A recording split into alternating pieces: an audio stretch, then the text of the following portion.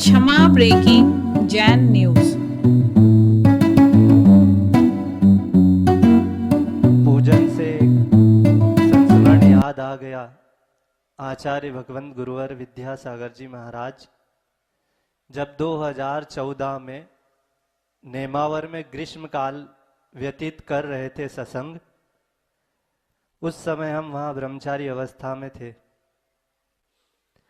ऐसे ही आचार्य भगवान की पूजन का समय हुआ और बहुत सारे बाहर के लोग आए। पूजन का समय वहाँ सब बैठे। एक विशेष समाज के कोई लोग आए होंगे, पाठशाला के साथ बहनें भी थी। उन लोगों ने आचार्य भगवान की बड़ी भक्ति भाव से पूजा की।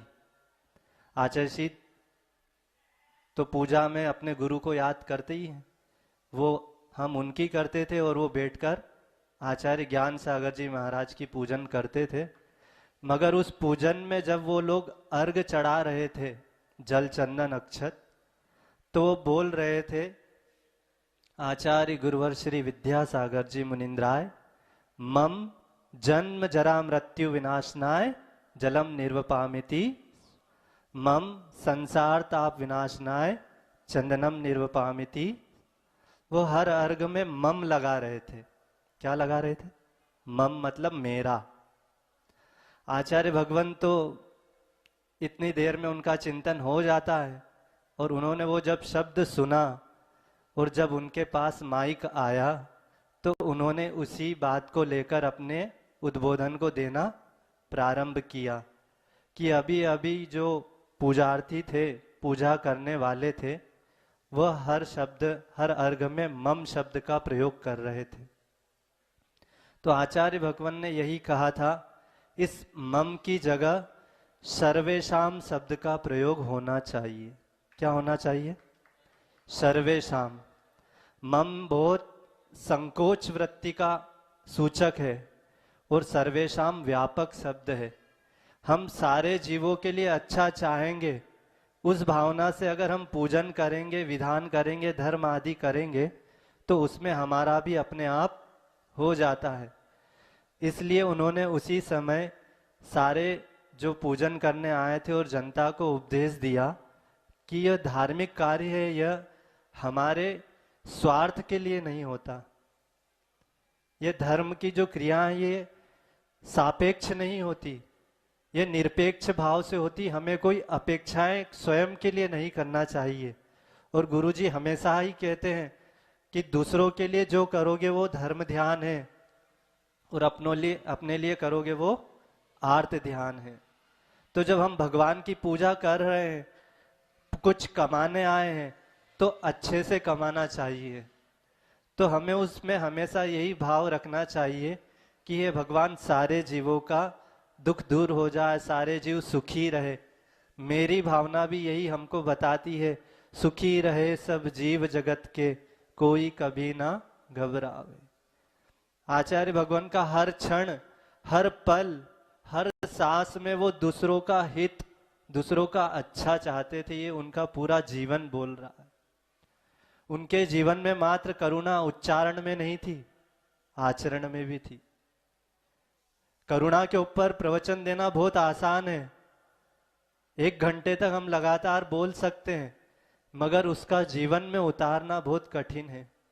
और उनका हर क्षण, हर पल मात्र दूसरों के हित में, दूसरों के भले के लिए ही निकलता था। इसी प्रकार जब आचार्य भगवान ने हथकरघा, पूर्णायु और आदि आदि जो भी ये संस्थाएं हैं, ये सारी जो संस्थाएं उन्होंने आशीर्वाद देकर हमें चलाने के लिए प्रेरणा दी है, उसके पीछे भी उनका मात्र परोपकार का ही, करुणा का ही क्या था? उद्देश्य है। उनकी इतनी महान सोच है कि हम जहां तक सोचते हैं, वहां जब हमारी सोच खत्म होती है तो उनके चिंतन और मनन चालू होते हैं।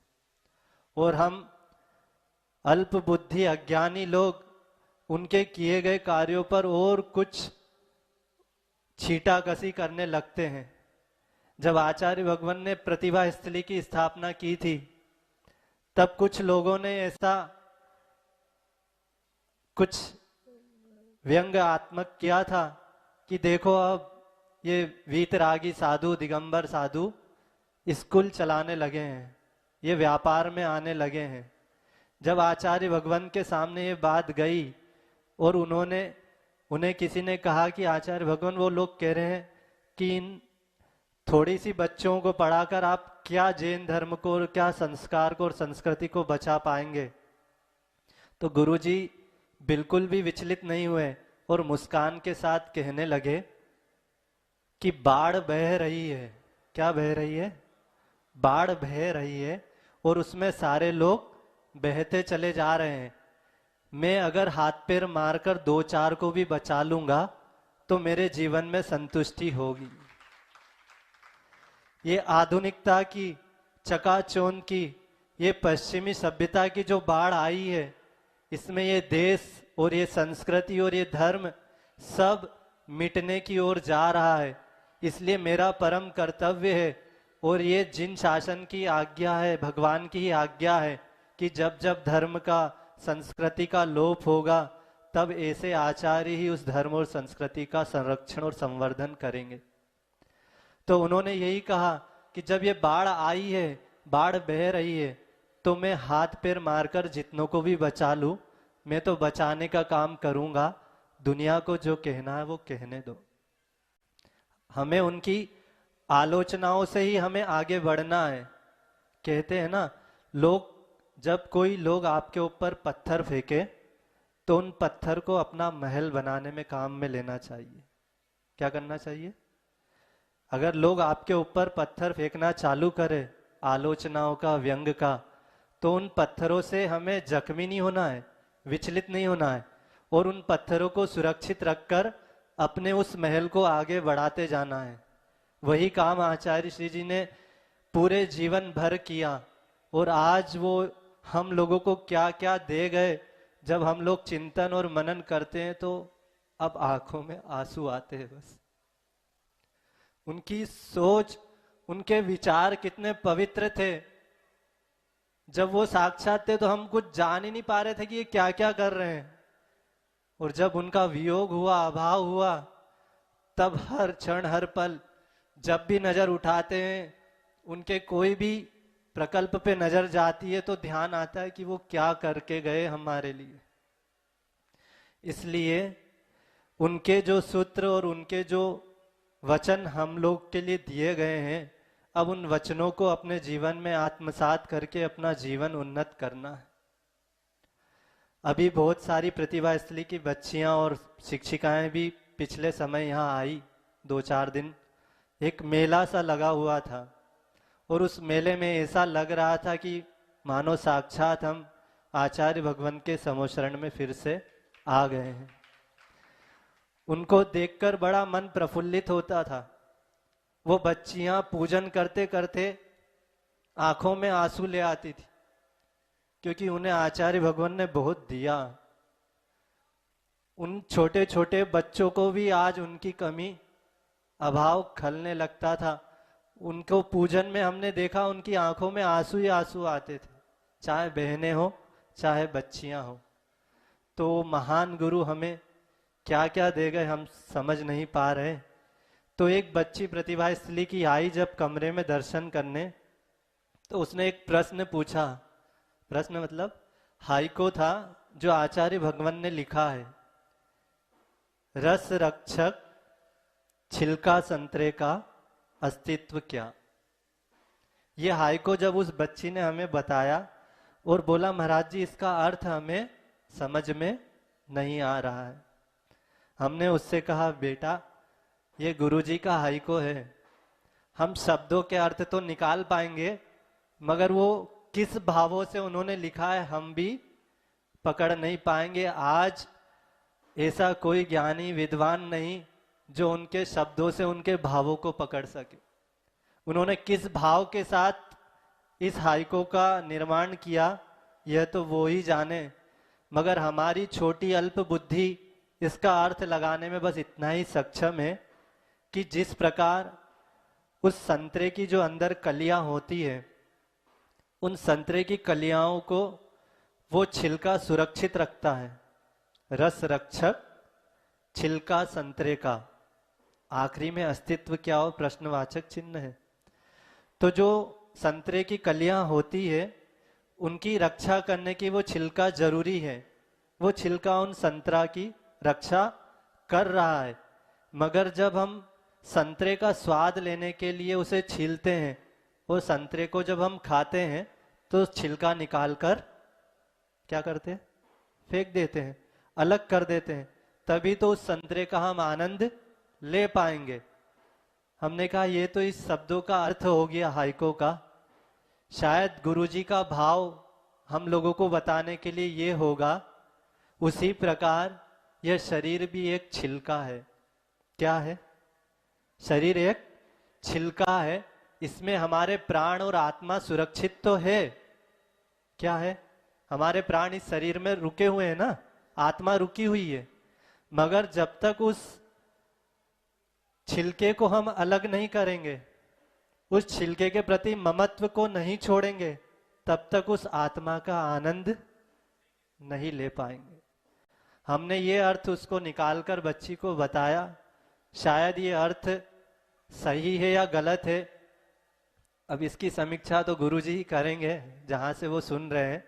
मगर ये थोड़ा भाव हमें समझ में आया और हमने उस बच्ची के सामने रखा कि ये जो शरीर है, मात्र इस शरीर को ही नहीं लेना, ये बाहरी वातावरण जो हमारा पूरा है, हमारे वस्त्र है, आभूषण है, हमारा परिवार है, मोबाइल है, गाड़ी है, घर है, मकान है, ये सारे छिलके के समान है। इन सब से हमारी रक्षा तो होती, हमारा जीवन चलता है। मगर अगर हमें अपनी आत्मा के अंदर जाना है, आत्मा का असली स्वभाव का रस चखना है, तो इन सब से हमें अलग होना पड़ेगा, इनसे ममत्व को छोड़ना पड़ेगा, तभी हम उसका आनंद ले पाएंगे। तो ये गुरुजी का हाइको आपके सामने रखा और इसका अर्थ रखा। वो बच्ची थोड़ी संतुष्ट तो हुई और मुस्कुराकर उसने नमोस्तु भी किया कि महाराज जी ठीक है, अब हमें समझ में आ गया। इसी प्रकार आचार्य भगवान ने 4 लाइन और अपने शतकों में लिखी है, वो मुझे याद आ रही है। खाना खिला जल पिला तन को सुलाता, खाना खिला जल पिला तन को सुलाता, तू देह की मलिनता जल से धुलाता, तू देह की मलिनता जल से धुलाता, चिंता नहीं तुझे निज की अभी भी, चिंता नहीं तुझे निज की अभी भी, कैसे मिले सुख मिले न कभी भी, कैसे मिले सुख मिले न कभी भी। इसका अर्थ क्या हुआ? हम लोग जब से जन्म ले रहे हैं, मतलब हमारा जन्म तो नहीं हुआ, इस शरीर का ही जन्म हुआ है और अनंत काल से हम इस शरीर को ही बदलते आ रहे हैं। आत्मा का कभी जन्म नहीं होता और कभी मरण नहीं होता।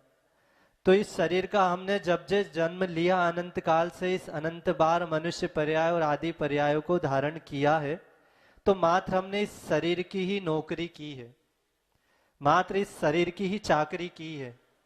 इसी को हमने खिलाया है, इसी को हमने पिलाया है, इसी को हमने अच्छे अच्छे कपड़े पहनाए हैं, इसी को सारी सुविधाएं चाहिए, आत्मा को कुछ नहीं चाहिए।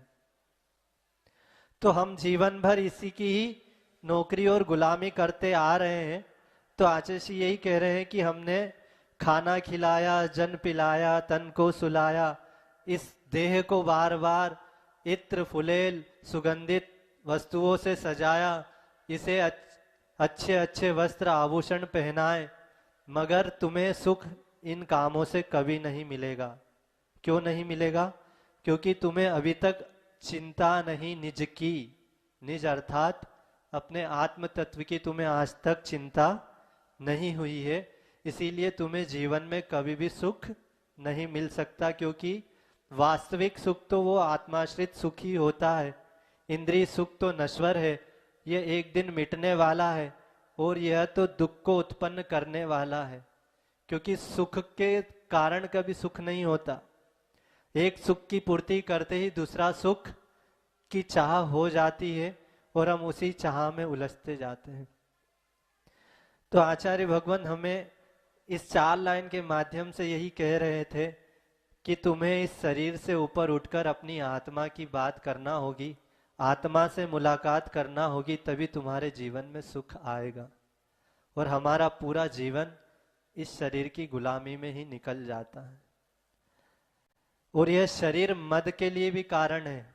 8 मद होते हैं, उसमें रूप का मद भी आया है। काय का मद? रूप का मद। बल, धन, परिवार, रिद्धि, तप आदि आदि, ये 8 मद होते हैं जो हमारे सम्यक दर्शन को समाप्त कर देते हैं। तो ये रूप का मद, शरीर का मद हमारे जीवन में सम्यक दर्शन का दम निकालने के लिए आता है। मद का उल्टा क्या होता है? दम। अगर हम मद करेंगे तो हमारे सम्यक दर्शन का दम निकल जाएगा, मतलब हमारा सम्यक दर्शन विलीन हो जाएगा, मलिन हो जाएगा और हम वापस मिथ्यात्व में चले जाएंगे। इसलिए इन 8 मदों से ऊपर उठना पड़ेगा, तभी हमारा जीवन सम्यक दर्शन के साथ उन्नत होगा। बात रूप की और शरीर की हो रही है, एक घटना याद आ गई, उसी को सुनाकर अपना ये छोटा वक्तव्य पूर्ण करूंगा। एक अति सुंदर महिला जो दिखने में बहुत सुंदर थी, एक विमान में प्रवेश करती है उसके लिए, यात्रा के लिए। जब वो विमान में प्रवेश करती है तो उसमें चारों तरफ अपनी सीट के लिए नजर दौड़ाती है। नजर दौड़ाने के बाद देखती है उसकी सीट जो खाली है उसके पास में एक व्यक्ति बैठा है जो अपाहिज है। कौन है? उसके दोनों हाथ नहीं है। वह दिखने में अति सुंदर महिला, पढ़ी लिखी हो सकती है। जब उसने उस व्यक्ति को अपनी सीट के पास में देखा तो उसे बड़ा अच्छा नहीं लगा और उसने एयर होस्टेस को बुलाया और कहा कि मैं वहां बैठकर अच्छे से यात्रा नहीं कर पाऊंगी, उस सीट पर बैठकर मैं अच्छे से यात्रा नहीं कर पाऊंगी, क्योंकि उस सीट के पास जो व्यक्ति बैठा उसके दोनों हाथ नहीं है, वो अपाहिज है। कृपया मुझे कोई दूसरी सीट उपलब्ध करा दीजिए। तो उस एयर होस्टेस ने बोला, मैडम मैं आपसे इसका कारण पूछना चाहती हूँ कि आखिर कारण क्या है, आप क्यों नहीं बैठना चाहती? तो उसने कहा, मुझे ऐसे लोग पसंद नहीं है, मैं ऐसे लोगों को पसंद नहीं करती, उनसे मुझे बहुत घृणा है, नफरत है। उस एयर होस्टेस ने जब ये सुना तो उसे बड़ा अचंभा लगा कि ये इतनी सुंदर दिखने वाली महिला और पढ़ी लिखी भी होगी और इसकी विचार कितने गंदे हैं। मगर उस एयर होस्टेस ने उसे कुछ नहीं बोला, क्योंकि वो भी यात्री है। उसने कहा, मैडम, उसने जब चारों तरफ फिर एयर होस्टेस ने नजर दौड़ाई तो कोई भी सीट खाली नहीं थी, मात्र उसी की सीट खाली थी। एयर होस्टेस ने कहा, मैडम इस प्रथम श्रेणी में, इसमें सामान्य श्रेणी में तो कोई सीट भी खाली दिख नहीं रही है, आप थोड़ा धैर्य रखें, यात्रियों की सुविधा का हमें ख्याल रखना पड़ता है, हमारा कर्तव्य है। मैं विमान के कप्तान से बात करती हूँ जाकर, तब तक आप थोड़ा धैर्य रखें। वह महिला वहीं खड़ी रही। एयर होस्टेस अपने विमान कप्तान के पास गई, वो थोड़ी देर बाद वापस आ गई। जब वो वापस आई तो उसने उस महिला से कहा, मैडम आपको जो असुविधा है उसके लिए हमें बहुत खेद है और हमारी विमान कंपनी अपने यात्रियों का पूरा ध्यान रखती है और इसी कारण आज हमारे इस कंपनी ने एक बहुत बड़ा असाधारण निर्णय लिया है। क्या लिया है? एक यात्री को जो सामान्य श्रेणी से प्रथम श्रेणी में ले जाने का निर्णय है, यह पहली बार हमने किया है। जब वो सुंदर महिला ने ये सुना तो बड़ी खुश हो गई, प्रसन्न हो गई कि देखो हमारी रिक्वेस्ट एक्सेप्ट हो गई। जैसे ही उसने ये बोला और वो सुंदर महिला उन्हें थैंक यू बोलने वाली थी, उससे पहले वो एयर होस्टेस आगे बढ़ी और उस अपाहिज व्यक्ति के पास जाकर बोली, सर क्या आप प्रथम श्रेणी में जाकर यात्रा कर सकेंगे? क्योंकि हम नहीं चाहते कि आप इतने अशिष्ट यात्री के साथ यात्रा करें। क्या बोल दिया? हम नहीं चाहते कि आप इतने अशिष्ट यात्री के साथ यात्रा करें। जब यह बात उस सुंदर दिखने वाली महिला ने सुनी तो उसका सर शर्मिंदगी से नीचे झुक गया। फिर वो अपाहिज खड़ा हुआ और वो बोलने लगा, जब इस देवी की मैं बात सुन रहा था, क्या सुन रहा था? देवी की बात, तब मुझे बड़ा दुख हो रहा था, क्योंकि मैं एक भूतपूर्व सैनिक हूं। कौन हूं? भूतपूर्व सैनिक हूं, और कश्मीर के किसी मिशन में किसी हमले में मैंने अपने ये दोनों हाथ गवा दिए थे। और जब ये देवी ये बात कह रही थी तब मुझे बड़ा दुख हुआ था कि मैंने ना जाने इन किन लोगों के लिए अपनी जान जोखम में डालकर अपने हाथों को गवा दिया। मगर जब इस विमान कंपनी की यह निर्णय सुना और उस निर्णय को सुनकर जब पूरे विमान के यात्रियों ने जोर से ताली बजाई थी, तब उसे यह महसूस हुआ कि हाँ, मैंने वास्तव में सही लोगों के लिए अपनी जान खतरे में डाली थी और अपने देशवासियों की रक्षा की थी। यह बात जब उस सुंदर महिला ने सुनी तो वो अपना सर शर्मिंदगी से झुकाकर चुपचाप उस सीट पर जाकर बैठ गई और वो यात्री आगे प्रथम श्रेणी में चला गया। मात्र रूप और रंग की सुंदरता ही सुंदरता नहीं होती। जब तक आपके विचार, आपके आचार अच्छे नहीं होंगे, तब तक आपका सुंदर रूप किसी काम का नहीं। अगर आपके अंदर सुरूपता नहीं है, आपका रूप अच्छा सुंदर नहीं है, मगर आपके अंदर अच्छे अच्छे गुण हैं, तो आपकी हमेशा मान सम्मान होगा, आपकी पूछ परख होगी। और अगर आपके पास बहुत सुंदर रूप होने के बाद अगर रत्ती भर भी गुण आपके जीवन में नहीं आए, तो वो सुंदरता किसी काम की नहीं होती। इसलिए हमें अपने जीवन में गुणों को महत्व देना है, रूप को नहीं। रूप संवारने के लिए तो हम बहुत प्रयास करते हैं, अपनी आत्मा में अच्छे अच्छे गुणों को संवारने का प्रयास करें तो अपना जीवन, यह मानव जीवन सार्थक और सफल होगा।